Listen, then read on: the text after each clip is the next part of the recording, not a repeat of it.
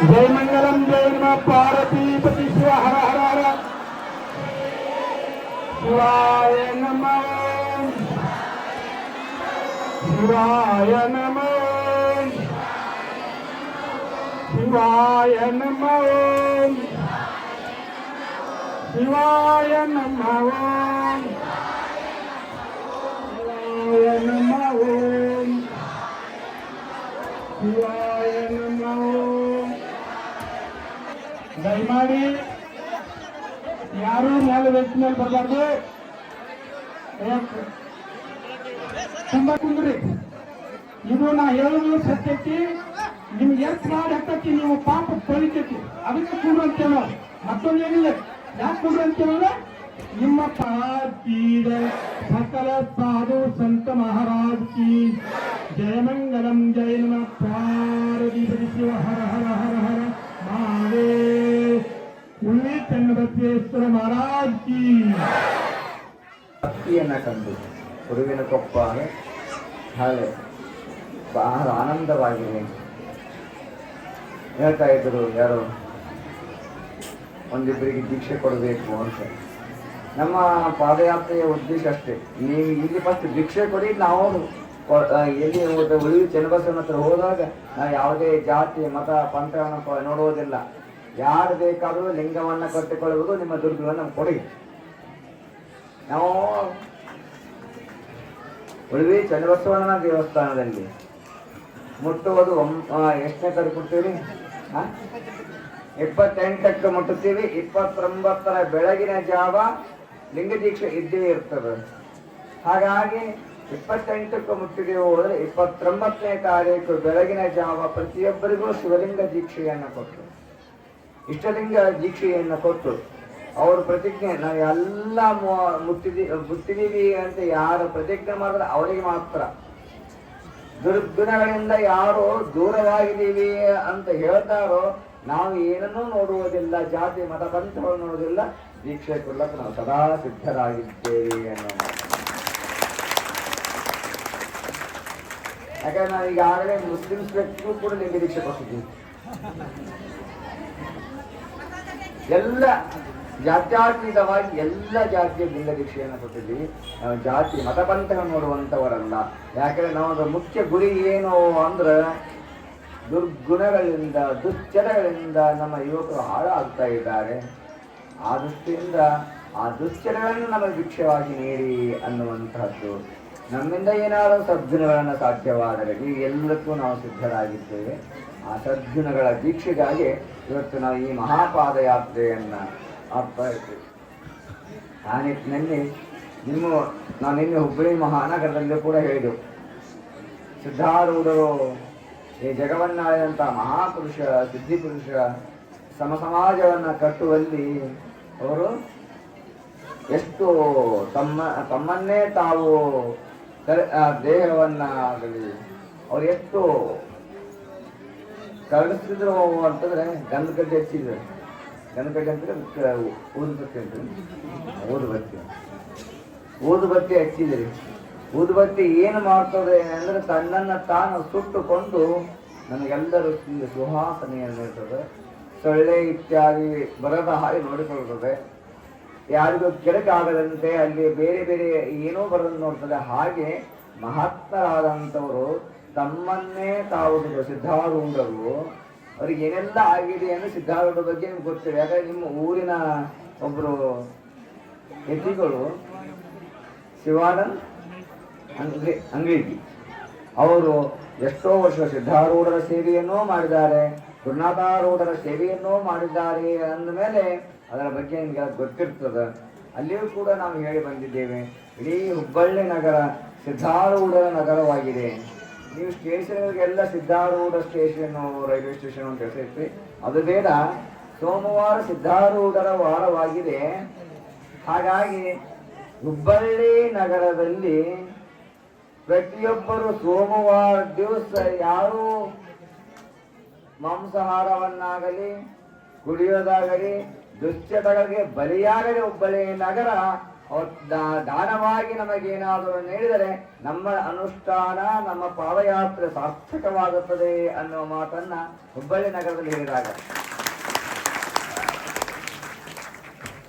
ಆ ನಗರಸಭೆಯ ಸದಸ್ಯರು, ಅಲ್ಲಿಯ ವಾರ್ಡಿನ ಮೆಂಬರ್ ಅವ್ರು ಹೇಳಿದ್ರು, ಅದರ ಇನ್ನು 3-4 ತಿಂಗಳೊಳಗ ನಾವು ನಗರಸಭೆಯನ್ನು ತೀರ್ಮಾನ ಮಾಡಿ ಸೋಮವಾರ ದಿವಸ ನಮ್ಮ ಹುಬ್ಬಳ್ಳಿ ನಗರದಲ್ಲಿ ಎಲ್ಲ ಮಾಂಸದ ಅಂಗಡಿಗಳನ್ನ ಮುಚ್ಚುವಾಗಿ ನಾವು ಆಜ್ಞೆಯನ್ನು ಮಾಡ್ತೇವೆ ಅನ್ನೋ ಮಾತನ್ನ ಮಾಡ್ತೇವೆ.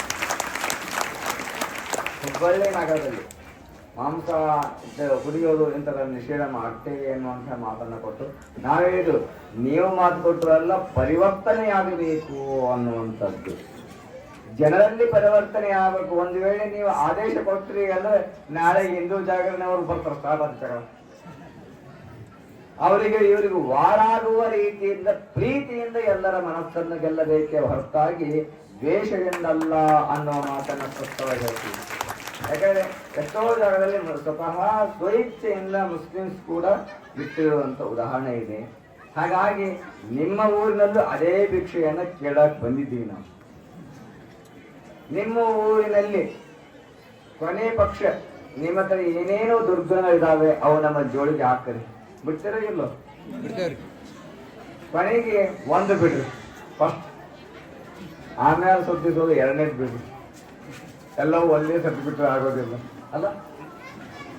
ಇನ್ನೂ ಸುತ್ತಿಸೋದ್ಮೇಲೆ 3ನೇದು ಬಿಡಕ್ಕೆ ಪ್ರಯತ್ನ ಪಡಿ. ಅದು ಆಗಲಿಲ್ಲ ಅಂದ್ರೆ 1 ವಾರ ಹೇಳ್ತೀವಿ. ಮೊದಲು ಒಂದು ವಾರದಾಗ 1 ದಿವಸ ಬಿಡಿ, ಸೋಮವಾರ. ಸಿದ್ಧಾರೂಢರ ವಾರ ಸೋಮವಾರ ಅಲ್ಲ, ಸೋಮವಾರ ಬಿಡ್ತೀರಾ ಇಲ್ಲ? ಬಿಡ್ತೀವಿ ಏನೋ ಚಪ್ಪಾಳೆ ತಪ್ಪು.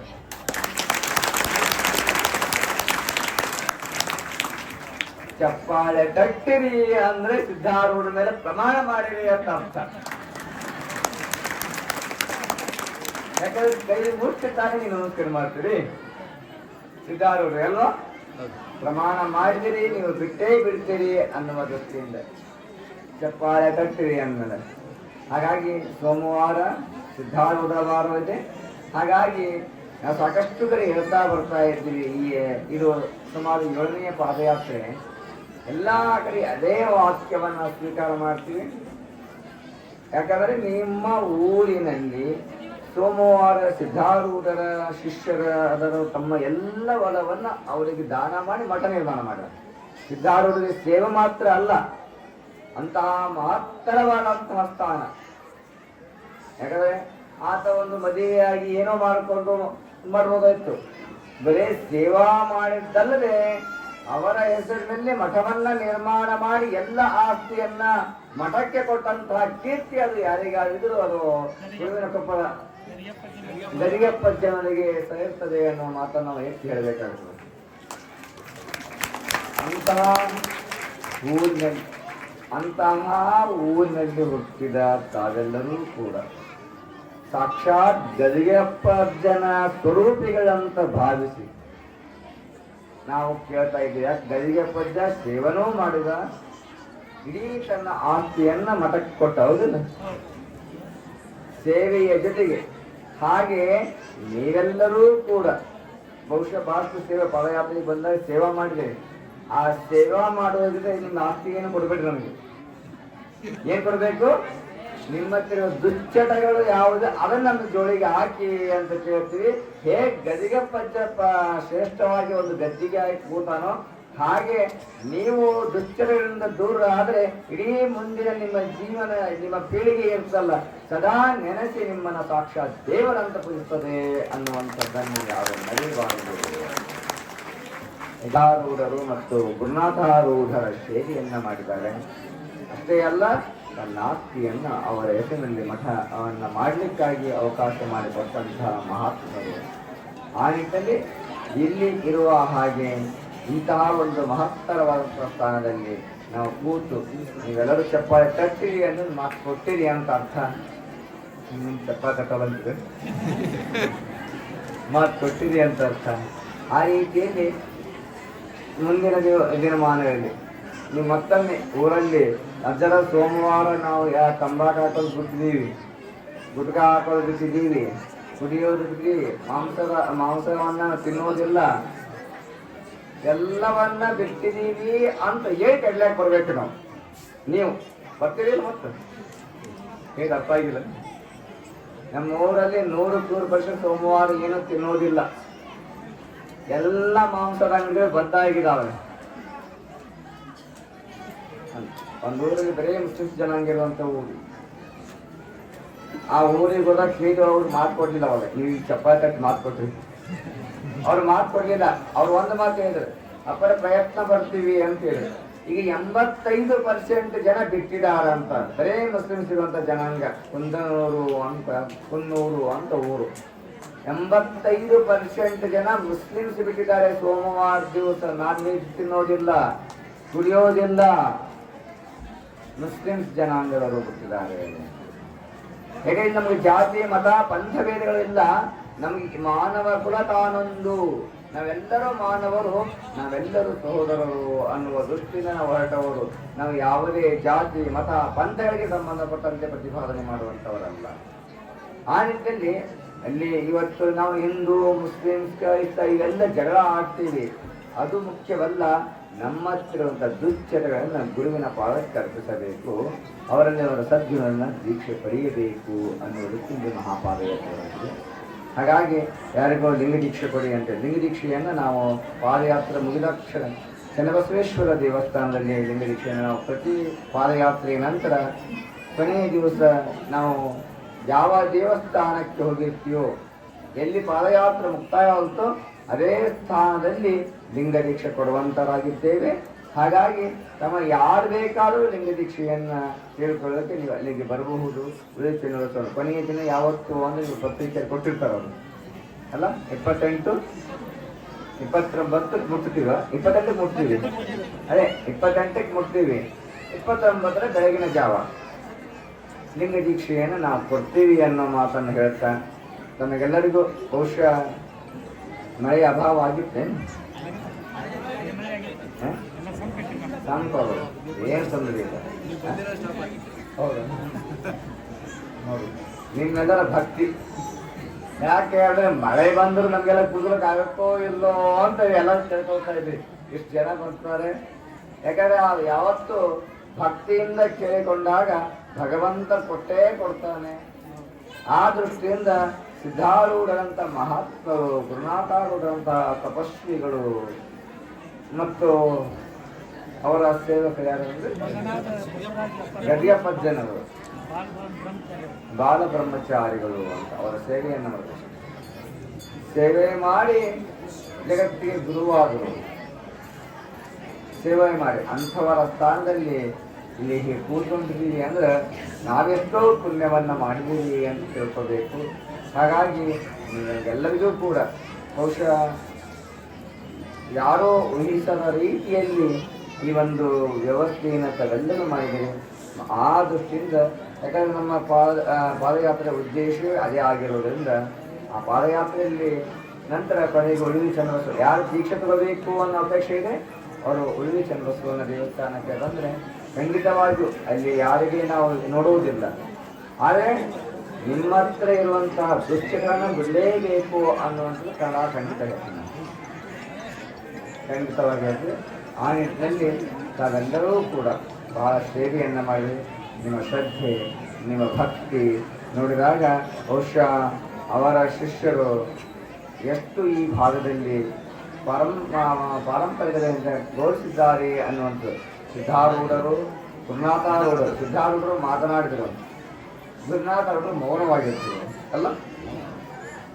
ಸಿದ್ಧಾರೂಢರು ಹೇಳಿರ್ತಾರೆ ಏನು ಅಂತ ನಾವು ಮಾತಾಡಿ ಕೆಟ್ಟಿನಪ್ಪ, ನೀವು ಸುಮ್ಮನೆ ಮೌನವಾಗಿರು ಅಂತ ಹೇಳಿದ್ರಂತೆ ಗುರುನಾಥಾರೂಢರಿಗೆ ಅಲ್ಲ. ಮಾತಾಡಿ ವಿಷಯ ಹಾಕಿದ್ರು ನನಗೆ, ನೀವು ಮೌನವಾಗಿರ್ತೀವಿ ಬಿಡು ಅಂದ್ರೆ ಅವ್ರು ಮೌನವಾಗಿದ್ರು. ಆ ಮೌನವಾಗಿದ್ದವರಿಗೆ ಇವರು ನಿಮ್ಮ ಊರಿನ ಮಗ ಬಸವರಾಜಪ್ಪ ಗದಿಗೆಪ್ಪ ಇಬ್ರು ಮಾಡಿದ.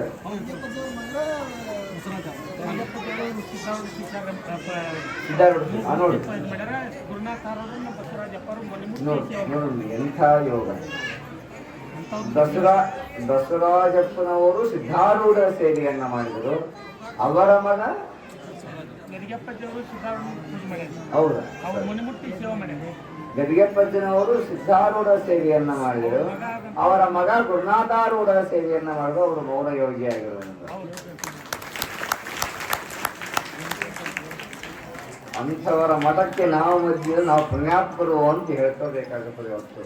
ಯಾಕಂದ್ರೆ ಇಬ್ಬರು ತಂದೆ ಮಕ್ಕಳು ಒಬ್ಬ ಗುರುವಿಗೂ ಮತ್ತು ಶಿಷ್ಯನಿಗೂ ಸೇವೆಯನ್ನ ಮಾಡಿದರು. ತಾವು ಸ್ವಾರ್ಥವನ್ನ ವಹಿಸಿ ಎಲ್ಲ ಆಸ್ತಿಯನ್ನ ಮತ್ತೆ ಗುರುವಿನ ಪಾದಕ್ಕರ್ಪಿಸಿ ಗುರುವಿನ ಹೆಸರಲ್ಲಿ ಮಠವನ್ನು ನಿರ್ಮಾಣ ಮಾಡಿದಂತಹ ಒಂದು ಎಲ್ಲಿಯಾದ್ರೂ ಉದಾಹರಣೆ ಇದೆ, ಅದು ಗುರುವಿನ ಕೊಪ್ಪದಲ್ಲಿ ಮಾತ್ರ ಅಂತ ಹೇಳಬೇಕು. ಗುರುವಿನ ಕೊಪ್ಪದಲ್ಲಿ ಮಾತ್ರ ಅಂತ ಹೇಳಬೇಕು. ಆ ನಿಟ್ಟಿನಲ್ಲಿ ತಮ್ಮೆಲ್ಲರ ಸೇವೆ, ತಮ್ಮೆಲ್ಲರ ಭಕ್ತಿ ಬಹಳ ಮನಸ್ಸಿಗೆ ಆನಂದವನ್ನುಂಟು ಮಾಡಿದೆ. ಇನ್ನ ತಾವೆಲ್ಲರೂ ಬಹಳ ಜನ ನಮಸ್ಕಾರ ಮಾಡಬೇಕು ಅನ್ನೋ ಅಪೇಕ್ಷೆ ಉಳ್ಳವರಾಗಿದ್ದೀವಿ, ಗೊತ್ತು ನಮಗೆ.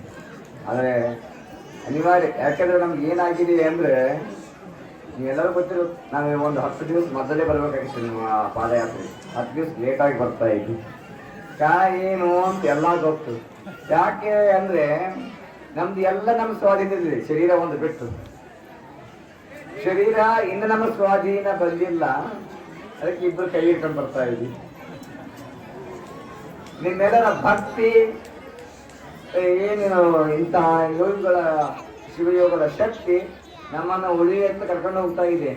ಶರೀರ ಇನ್ನು ನಮ್ಮ ಸ್ವಾಧೀನದಿಲ್ಲ. ಆದ್ರಿಂದ ಅಲ್ಲೇ ನೀವು ಕೂತು ನಮಸ್ಕಾರ ಮಾಡ್ರಿ, ನಿಮಗೆ ಇಲ್ಲಿಂದಲೇ ಆಶೀರ್ವಾದ ಮಾಡುತ್ತೇವೆ. ಸಮಯದ ಅವಶ್ಯಕತೆ ಇರುವುದರಿಂದ ಮುಂದೆ ನಾಳೆ ಬೆಳಿಗ್ಗೆ ನಾವು ಬೇರೆ ಕಡೆ ಪಾದಯಾತ್ರೆ ಮಾಡ್ತೀವಿ. ಹಾಗಾಗಿ ನಮಸ್ಕಾರ ಮಾಡಲೇಬೇಕು ಅನ್ನೋ ಅಪೇಕ್ಷೆ ಬಯಸಬೇಡಿ. ಯಾಕಂದ್ರೆ ಬಂದು ಮೇಲ್ ಬೀಳದ ಇಲ್ಲಿ ನಿಮ್ನೆಲ್ಲರೂ ನೋಡ್ತಾ ಇದ್ದೀವಿ. ನಿಮ್ಮೆಲ್ಲರ ಮೇಲೆ ಸಂಪೂರ್ಣವಾದ ಆಶೀರ್ವಾದ ಇದ್ದೇ ಇದೆ. ನಮ್ಮ ತಪಸ್ಸಿನ ಅನುಷ್ಠಾನದ ಶಕ್ತಿ ಏನಾದರೂ ಇದ್ರೆ ಅದು ಗುರುವಿನ ಕಪ್ಪಕ್ಕೆ ಸಲ್ಲಿ ಅನ್ನೋ ಮಾತನ್ನ ಈ ಮುಖಾಂತರ ಹೇಳ್ತಾರೆ. ಆದ್ದರಿಂದ ಯಾರೋ ಮೇಲೆ ಬರಬೇಡಿ, ನಮಸ್ಕಾರ ಮುಂದಲ್ಲಿ ಪೂಜೆದ ವ್ಯವಸ್ಥೆ ಸ್ವಲ್ಪ ದೂರ ಇದೆ ಅನ್ನೋ ಮಾತನ್ನ ನಮ್ಮ ಹುಡುಗರು ಬಂದು ಹೇಳಿದ್ರು, ಅಲ್ಲಿವರೆಗೆ ಹೋಗಬೇಕು ಅಂತ. ಹಾಗಾಗಿ ನಾವು ಪೂಜೆ ವ್ಯವಸ್ಥೆಯಲ್ಲಿ ಹೋಗ್ತೀವಿ. ಏನಾಗಿದೆ ಗೊತ್ತಾ, ನಿನ್ನೆ ನಮ್ಗೆ 1 ಗಂಟೆಗೆ ಮಲಗಿದ್ದೀವಿ ರಾತ್ರಿ, ಮತ್ತೆ ಬೆಳಗ್ಗೆ 3 ಗಂಟೆಗೆ ಇದ್ದೀವಿ. 2 ತಾಸು ನಿದ್ದೆ ಮಾಡಿದ್ವಿ ರಾತ್ರಿ. ಈಗ ಕೂದಲು ನಿದ್ದೆ ಬರ್ತಾ ಇದೆ. 2 ತಾಸು ನಿನ್ನೆ ಮಲಗಿರಂಗಾಗ್ಯಾರ. ನಾಳೆ ಮತ್ತೆ ಸ್ವಲ್ಪ, ಯಾಕಂದ್ರೆ ನಿದ್ರೆ ಅದು ಇರ್ಲಿಲ್ಲ ಅಂದ್ರೆ ಸ್ವಲ್ಪ ವ್ಯತ್ಯಾಸ ಆಯಿತು ಅಂದ್ರೆ ಬರೋದು ಅಪವಾದ ಯಾವ್ದಾದ್ರೆ ಯೋಗದ ಮೇಲೆ ಅಪವಾದ ಬರ್ತದೆ. ವಾಸ್ತವವಾಗಿ ಅದು ಸಂಬಂಧ ಇಲ್ಲ. ಯೋಗ ಸಾಧನೆ ಮಾಡುವವರಿಗೆ ಏನೂ ಆಗೋದಿಲ್ಲ. ಹೊರಗೆ ಬಂದ ಮೇಲೆ ಸ್ವಲ್ಪ ವ್ಯತ್ಯಾಸ ಆದಾಗ ಸ್ವಲ್ಪ ಇದಾಗುತ್ತದೆ ಹೊರತಾಗಿ. ಯಾಕಂದ್ರೆ ಈಗಾಗಲೇ ವೈದ್ಯರು ಎಲ್ಲವನ್ನ ಚೆಕ್ ಮಾಡಿದರೆ ಯಥಾಸ್ಥಿತಿಯಲ್ಲಿ ಏನೇನು ಆಗಿಲ್ಲ ಅನ್ನುವಂಥದ್ದು ನಮ್ಮ ಗದಗ ಜಿಲ್ಲೆಯ ಜಿಲ್ಲಾಸ್ಪತ್ರೆ ಅವರಿಗೆ ವಂಡರ್ ಆಗಿದೆ. ಆದ್ರೆ ಈ ಸಂದರ್ಭದಲ್ಲಿ ಹೊರಗಿದ್ದಾಗ ವ್ಯತ್ಯಾಸವಾದಾಗ ಮತ್ತೆ ಆರೋಗ್ಯಕ್ಕೆ ಎಫೆಕ್ಟ್ ಆಗುವಂತ ಚಾನ್ಸಸ್. ಹಾಗಾಗಿ ನಿಮ್ಗೆಲ್ಲರಿಗೂ ಸಂಪೂರ್ಣವಾದಂತ ಆಶೀರ್ವಾದ ಇದೆ. ಆದಷ್ಟು ಮುಂದಿನ ಏನು ನಮ್ಮ ಯಾರ್ದೋ ಮನೆಯಲ್ಲಿ ಅವ್ರ ವ್ಯವಸ್ಥೆಯನ್ನು ಮಾಡಿದ್ದಾರೆ.